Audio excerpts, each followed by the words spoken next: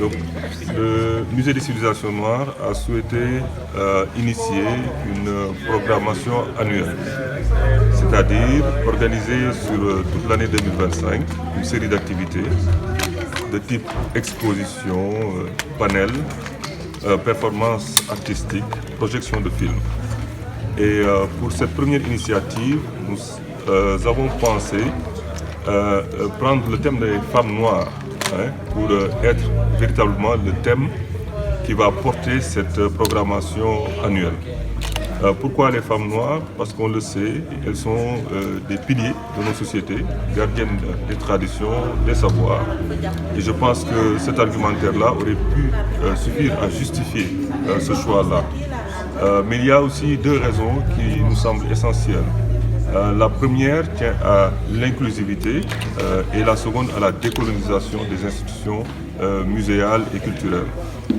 J'ai parlé d'inclusivité parce qu'en fait, à travers les débats que nous aurons, à travers les activités culturelles et muséales que nous aurons, nous aimerions poser la question de la place de la femme dans nos sociétés et son inclusion dans tous les espaces, qu'ils soient politiques, économiques, académiques et autres.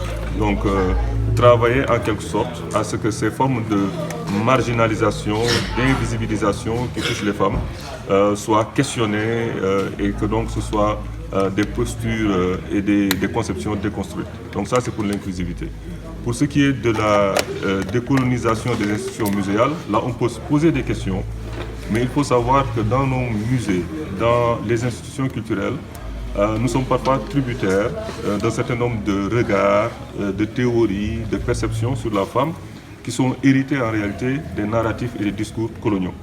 Et cela se reflète parfois à travers des expositions, cela se reflète dans la manière dont elles sont exotisées, parfois dans un certain art, la manière dont elles sont altérisées et donc objectivées même.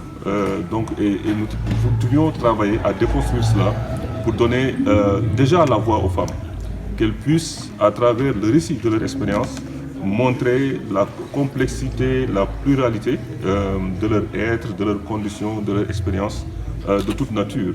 Et donc, voilà, porter également, donner la voix à des artistes femmes, poser la question des rapports de pouvoir, de force dans les institutions culturelles, dans les institutions muséales, et re-questionner là également la place devrait être véritablement la leur.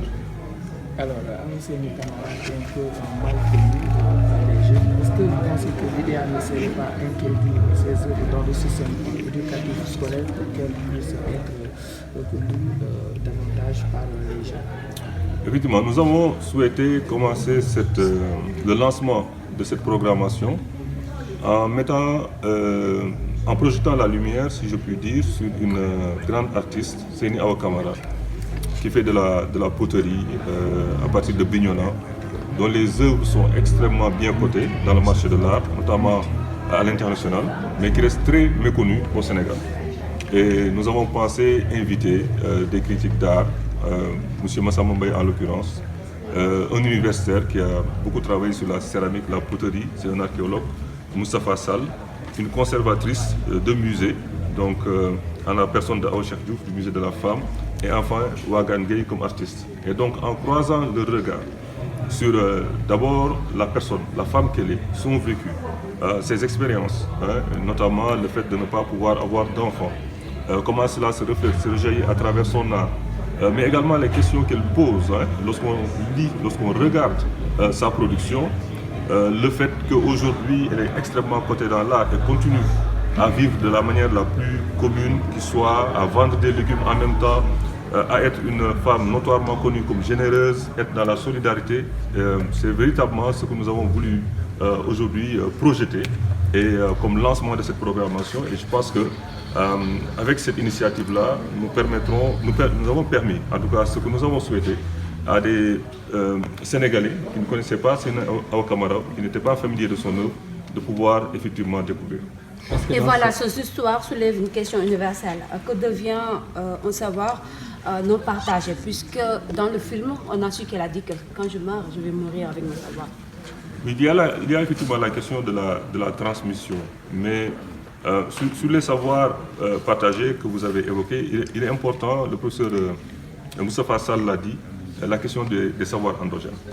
Hein, si on regarde comment elle malaie l'argile, les techniques de cuisson, ce qui se passe au niveau de la post-production, on voit des savoirs extrêmement bien élaborés, qui sont des savoirs ancestraux, transmis de génération en génération.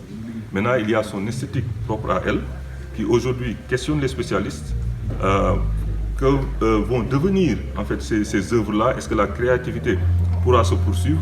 On sait qu'elle a comme assistant des enfants de son mari, donc de sa co-épouse, qu'elle a éduqué, qui l'assiste dans son travail. Mais aujourd'hui se pose la question, est-ce que véritablement cette esthétique-là pourra être transmise? Est-ce que le programme concerne seulement les femmes?